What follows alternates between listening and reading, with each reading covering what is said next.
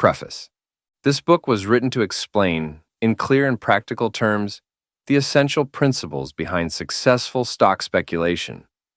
These principles are not theories or abstractions. They come from long experience in the market, from observing how people behave, how prices move, and how fortunes are made or lost. Speculation, when practiced intelligently, is a business. It demands judgment, patience, and emotional discipline. It is not a game of chance. Most losses come from acting on impulse, following rumors, or letting hope and fear override reason. The stock market is shaped by many forces, some long-lasting, some temporary, some obvious, and some hidden. Understanding these forces and knowing how to weigh them is the first step toward success. The second is learning when to act decisively and when to stay out of the market entirely. This book does not promise a guaranteed method for making money. No such method exists, but it does aim to highlight the common mistakes that lead to loss and to present the sound principles that support long-term success. If it helps the reader think more clearly and act more wisely, it has achieved its purpose. Chapter 1. What is speculation? Speculation is the effort to anticipate future price movements and act on that anticipation. It is not gambling, though many people treat it that way. Gambling depends on chance. Speculation depends on judgment. The speculator studies conditions, weighs probabilities, and risks capital only when the odds appear favorable. Every business contains an element of speculation.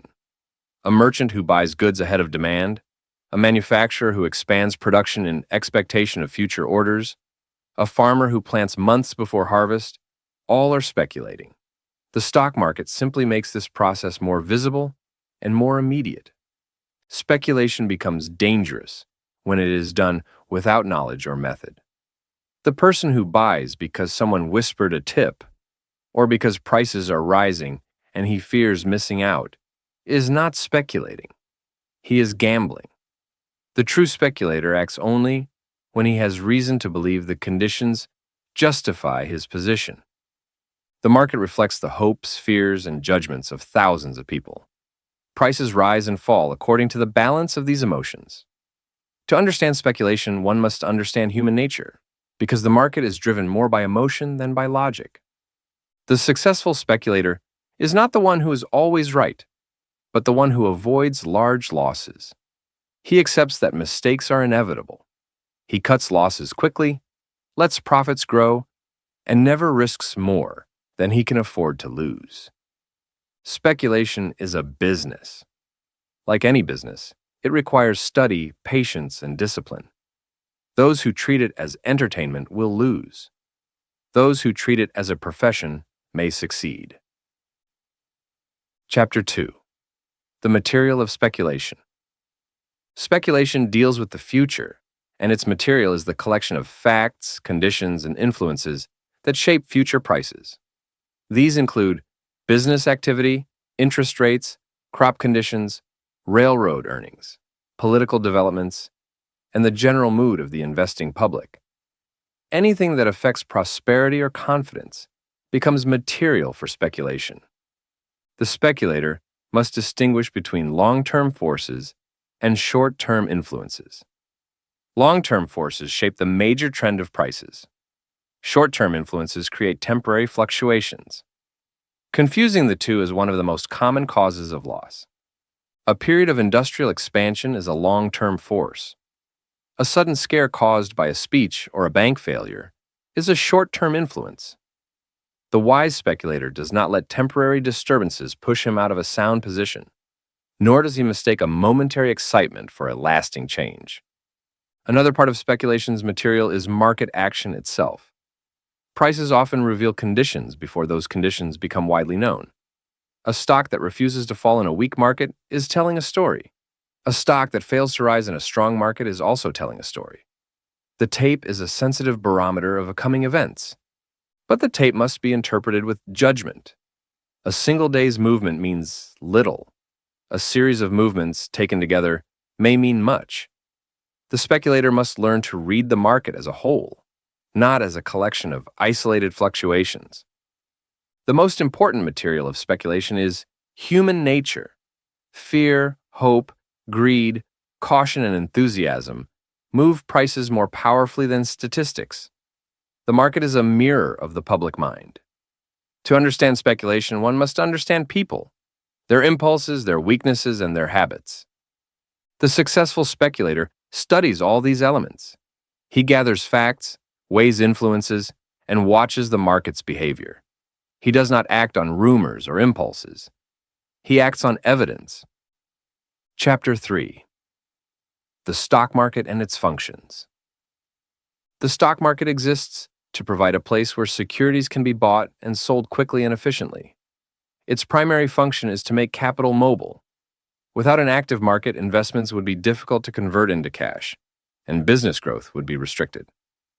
The market performs two essential services. First, it allows investors to buy and sell with ease. A person who owns a share of stock can convert it into cash at any moment. Another who wishes to invest can do so immediately. This freedom encourages investment and supports economic expansion. Second, the market provides a field for speculation. Speculation is not an accident. It is a necessary function. Speculators assume risks that investors prefer to avoid. They supply liquidity, absorb fluctuations, and help maintain continuous trading. Without speculation, the market would be narrow, unstable, and far more dangerous for investors. The market is often criticized for its speculative character, but this criticism arises from misunderstanding. Speculation is essential to the market's operation. The speculator stands ready to buy when others want to sell, and to sell when others want to buy. He keeps the market active and prevents violent swings. The market also serves as a barometer of business conditions. Prices reflect the state of trade, the prospects of industry, and the confidence of the public. Long before prosperity or depression becomes visible in statistics, it is foreshadowed in the market. But the market is not perfect. It is influenced by rumors, hopes, fears, and the actions of large operators. It may be temporarily misled, but over time it reflects fundamental conditions with remarkable accuracy. To understand the stock market, one must understand its dual nature. It is both a place of investment and a place of speculation. It serves the needs of business and the impulses of human nature. Its movements are shaped by facts, but also by emotions. The successful speculator studies both. Chapter 4. The Mechanics of Speculation. Speculation requires machinery, the system of brokers, exchanges, rules, and methods that make rapid trading possible. To speculate intelligently, one must understand how this machinery works. The first essential is the broker. The broker executes orders, keeps accounts, and provides the connection between the customer and the exchange. A reliable broker is indispensable. The speculator should choose one with a solid reputation, adequate capital, and a record of fair dealing. Low commissions matter far less than safety and accuracy. The next element is the margin system. Most speculative trades are made on margin. The customer deposits a small percentage of the stock's value, and the broker carries the rest. This system magnifies both profit and risk. It allows a person with limited capital to trade in large amounts, but it also exposes him to rapid loss if prices move against him. Margins must be used with caution. The speculator should never trade so heavily that a small fluctuation will wipe out his equity. Overtrading is the most common cause of failure. It is better to trade lightly and survive than to trade heavily and be forced out by a temporary reaction. Another part of the machinery is the stop order, an instruction to close a position if the price reaches a certain point. Stops protect against large losses. The wise speculator uses them routinely. He fixes his risk in advance and sticks to it. The ticker is also part of the machinery. It records every sale on the exchange and provides a continuous picture of the market's action. The tape is the speculator's daily newspaper. It tells him what the market is doing, not what people say it is doing. But the tape must be read with judgment. It reveals tendencies, not certainties. Finally, the machinery of speculation includes the rules of the exchange, the clearinghouse, and the system of settlements. These ensure that trades are executed promptly and honestly. Without them, speculation would be chaotic and unsafe. To succeed, the speculator must understand this machinery. He must know how orders are executed, how margins work, how stops protect him, and how the tape reflects market action. Ignorance of these mechanics is fatal. Knowledge of them is the foundation of intelligent trading. Chapter 5. The Methods of the Market. The stock market has habits, recurring patterns of behavior, shaped by human nature and the mechanics of trading. Understanding these habits is essential for anyone who hopes to speculate successfully. One of the most important is the way prices move in waves. Markets rarely travel in straight lines. A rise is followed by a pause, a pullback, and then another rise. Declines behave the same way. These waves reflect the uneven actions of buyers and sellers, the ebb and flow of confidence, and the market's tendency to test each new level before committing to it. Another recurring pattern is the alternation between active periods and quiet periods. After a strong move, the market often becomes dull. Traders step back, reassess, and wait for new information. These quiet periods can be more revealing than the moves that precede them. A dull market after a rise may signal distribution. A dull market after a decline may signal accumulation. The market also has a habit of anticipating the future. Prices often move before the news becomes public. Long before earnings improve, stocks may begin to rise. Long before trouble becomes visible, stocks may begin to fall. The market looks ahead, not behind. Those who wait for official confirmation are usually too late. Another method of the market is the tendency for stocks to move in groups. Railroads move together. Industrials move together. Financials move together. When one stock in a group shows strength, others often follow. The speculator must watch groups as carefully as individual stocks. Manipulation is also part of the market's method, not always sinister, but always influential. Large operators may test the market by buying or selling small amounts to gauge its reaction. They may support a stock temporarily, or depress it slightly to shake out weak holders. These actions create movements that can mislead the inexperienced. Finally, the market has a way of punishing impatience. Those who chase prices, who buy because others are buying, or who sell because others are selling, usually lose. The market rewards patience, discipline, and the ability to wait for the right moment. To succeed, the speculator must study these methods. He must learn to recognize waves, interpret quiet periods, anticipate the market's forward-looking nature, observe group behavior, detect manipulation, and control his own impulses. The market has its habits, and those who understand them gain a powerful advantage. Chapter 6. The Motives of Speculators. People enter the market for many reasons, and these motives shape their decisions far more than they realize. Understanding these motives is essential, because speculation is as much a psychological challenge as a financial one. The most common motive is the desire for quick profit. Many hope to make money rapidly, without the patience required for investment. This desire is natural but dangerous. It leads to impulsive trading, overconfidence, and the tendency to act on rumors rather than facts. Another motive is the excitement of the game. The market appeals to those who enjoy risk and movement. The fluctuations of prices stimulate the imagination. For some, speculation becomes a form of entertainment. But this motive often leads to excessive trading, which enriches brokers but impoverishes customers. A third motive is the urge to recover losses. After a setback, many traders try to get even by taking new risks. This is one of the most destructive impulses in speculation. The desire to recover quickly blinds judgment and leads to reckless decisions. Another motive is the influence of others. Many buy because friends are buying, or because a prominent operator is rumored to be interested in a stock. This herd instinct is powerful. People prefer to act with the crowd rather than alone. But following the crowd usually means buying near the top and selling near the bottom. Some speculate from vanity. They want to boast of their successes, to appear shrewd, or to prove their superiority. This motive leads to stubbornness.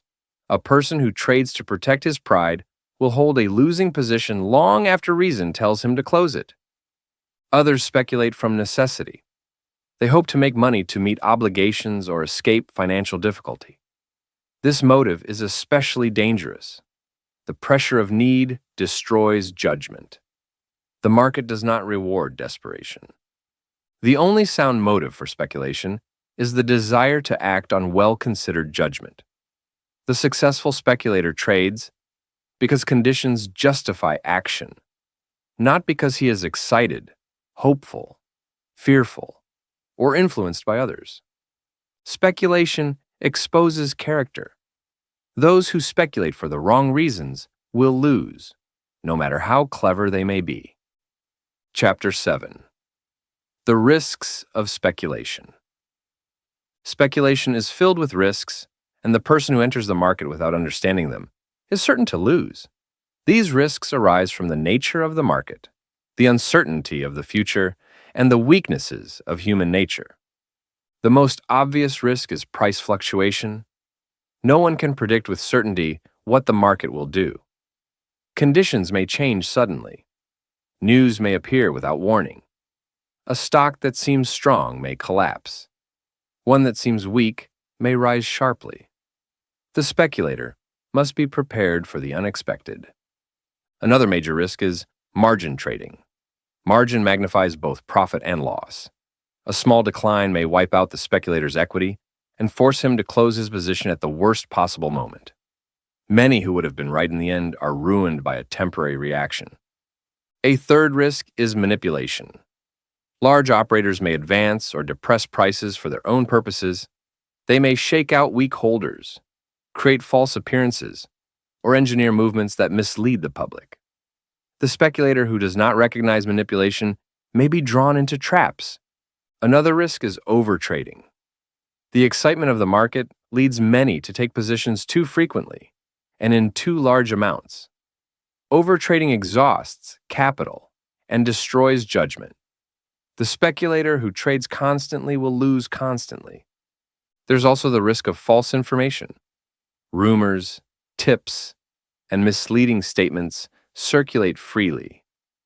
Many are invented to deceive. The speculator who acts on such information is almost certain to lose. But the greatest risk of all is the speculator himself. Fear, hope, greed, impatience, and overconfidence are more dangerous than any market movement. A person may understand the market thoroughly and still lose because he cannot control his emotions. The wise speculator recognizes these risks and prepares for them. He trades cautiously, uses margins sparingly, avoids overtrading, distrusts rumors, and controls his impulses. Safety lies not in avoiding risk altogether, but in managing it wisely. Chapter 8. The Psychology of Speculation. The most important battles in speculation are fought within the mind. Prices move according to supply and demand, but the decisions that create supply and demand arise from human emotions. To understand speculation, one must understand the psychology that governs human behavior. The most powerful emotion in the market is hope. Hope leads people to hold losing positions long after reason tells them to sell. They imagine that a decline is temporary, that a recovery is near, and that patience will save them. Hope blinds judgment and delays necessary action. Next to hope is fear. Fear causes people to sell in panic, to abandon sound positions because of temporary reactions, and to close trades at the very moment when courage is required. Fear is the opposite of hope, yet both lead to loss. Another powerful emotion is greed. Greed leads people to take excessive risks, to overtrade, and to hold winning positions too long. A person who is greedy for large profits will ignore danger signals and refuse to take moderate gains. There is also impatience. Many traders cannot wait for the right opportunity. They feel compelled to act, even when conditions are unfavorable. Impatience leads to unnecessary trades, which accumulate losses and weaken judgment. Another psychological danger is overconfidence. After a few successes, many speculators believe they cannot be wrong. They increase their positions, ignore warnings, and take risks that would have seemed reckless before. The market also plays upon the herd instinct. People prefer to act with the crowd rather than alone. When prices rise, they rush to buy. When prices fall, they rush to sell. The crowd is usually wrong at the extremes. Finally, there is the inability to admit mistakes. Many traders cling to losing positions because they cannot bear to acknowledge that they were wrong. But the market does not reward pride. It rewards discipline. The successful speculator must master himself. He must act according to reason, not emotion. He must cut losses quickly, take profits calmly, wait patiently, and remain humble in success. Speculation is a test of character. Those who cannot control their emotions cannot control their capital. Chapter 9. The Tape and its Interpretations. The tape is the running record of every trade made on the exchange.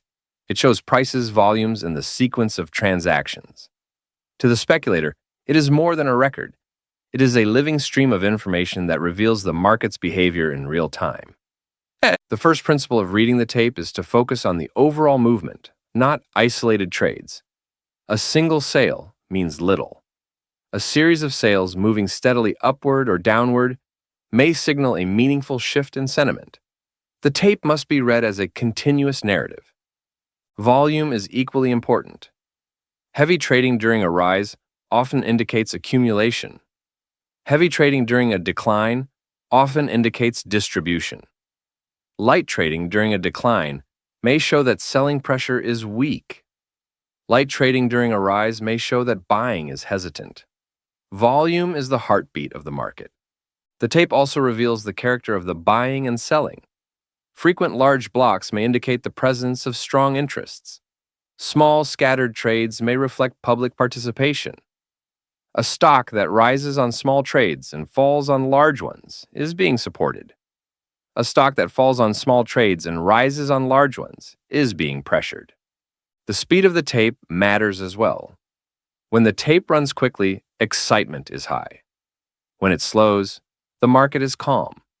Sudden bursts of activity often precede important moves. The experienced tape reader senses the market's mood from its tempo. The tape also shows levels of resistance and support. When a stock repeatedly fails to rise above a certain price, that price becomes resistance. When it refuses to fall below a certain level, that level becomes support. These points reveal where strong buying or selling exists. But the tape must be interpreted with caution. It shows what has happened, not what will happen. It reveals tendencies, not certainties. The tape reader must combine its signals with judgment, experience, and an understanding of broader conditions. The greatest danger in tape reading is overinterpretation. Many see meaning in every fluctuation and trade too frequently. The tape should guide, not dominate. It should confirm judgment, not replace it. Tape reading is an art. It requires patience, concentration, and emotional steadiness. Those who master it gain a valuable tool. Those who misuse it find it a source of confusion and loss. Chapter 10. The Trend of the Market. The most important fact in speculation is the trend. Prices may fluctuate from day to day, but beneath these fluctuations lies a general direction, upward, downward, or sideways.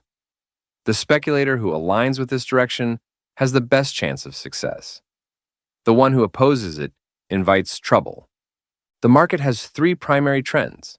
The long-term trend reflects fundamental conditions: prosperity or depression, expansion or contraction, confidence or fear.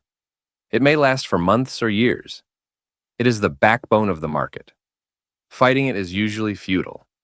The intermediate trend lasts from a few weeks to several months. It represents reactions within a bull market or rallies within a bear market.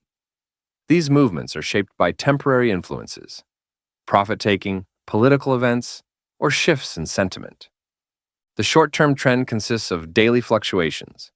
These movements are influenced by rumors, manipulation, and the ordinary ebb and flow of trading.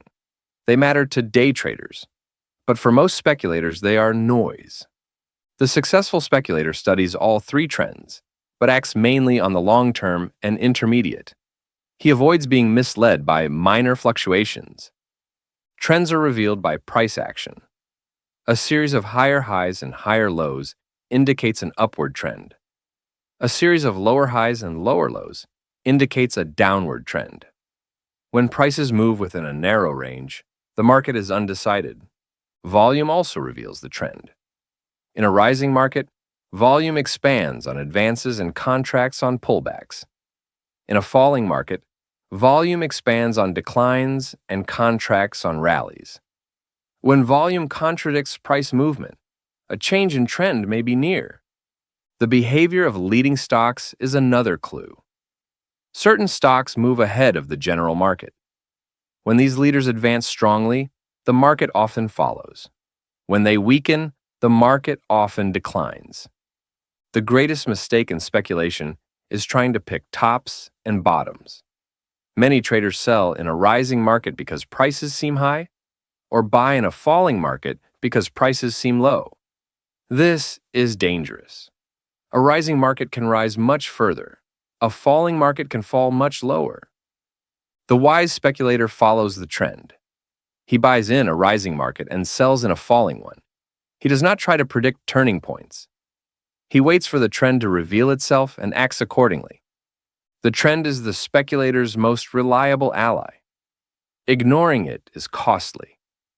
Following it gives the greatest advantage. Chapter 11. The Operator and His Tools. The speculator is the central figure in the market. His success depends not only on his understanding of conditions and trends, but also on the tools he uses and the habits he develops. The first tool is capital. Without adequate capital, speculation becomes dangerous. A trader who risks too much on a single position is certain to fail. Capital must be sufficient to withstand temporary setbacks, to allow conservative margins, and to provide the freedom to wait for the right opportunity. The second tool is information. The operator must stay informed about business conditions, interest rates, crop prospects, political developments, and the general state of trade. He must read widely and think critically. But he must also distinguish between reliable information and rumor. The market is full of misleading statements. Another essential tool is record keeping.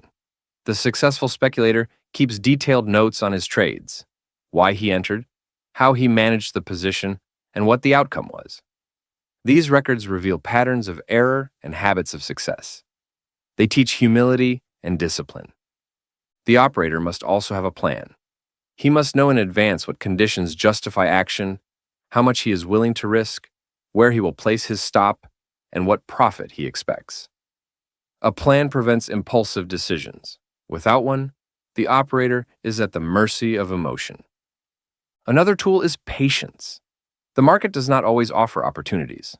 There are times when conditions are unclear or dominated by manipulation. At such times, the operator must wait. Patience is not inactivity, it is preparation. The operator must also possess courage. The courage to act when conditions are right, to hold when the market moves in his favor, and to cut losses when it moves against him. Courage is the ability to do what judgment demands. Finally, the operator must have self-control. Without it, knowledge is useless. The operator must control hope, fear, greed, impatience, and overconfidence. He must remain calm in excitement, steady in adversity, and modest in success. These tools, capital, information, records, a plan, patience, courage, and self-control, form the foundation of successful speculation. Those who use them wisely may prosper. Those who neglect them will fail. Chapter 12. The Principles of Successful Speculation. Successful speculation is not luck.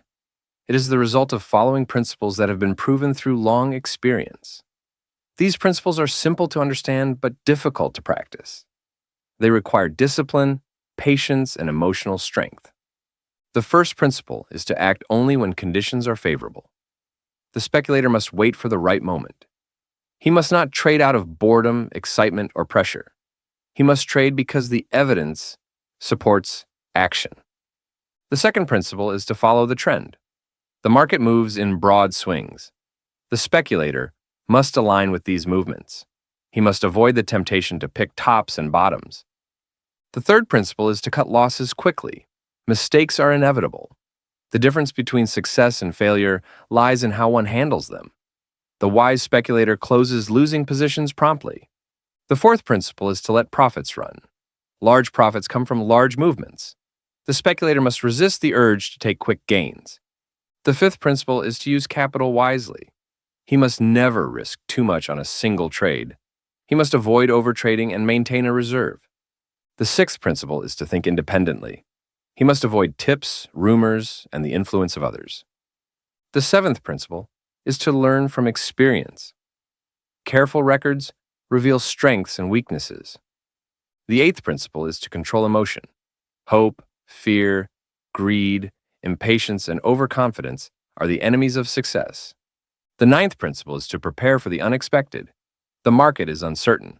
Stops, conservative margins, and prudent judgment are essential. The final principle is to treat speculation as a business. It requires study, discipline, and method. It is not a pastime. These principles are simple, but they demand character. The market tests every weakness. Only those who master themselves can hope to master the art of speculation.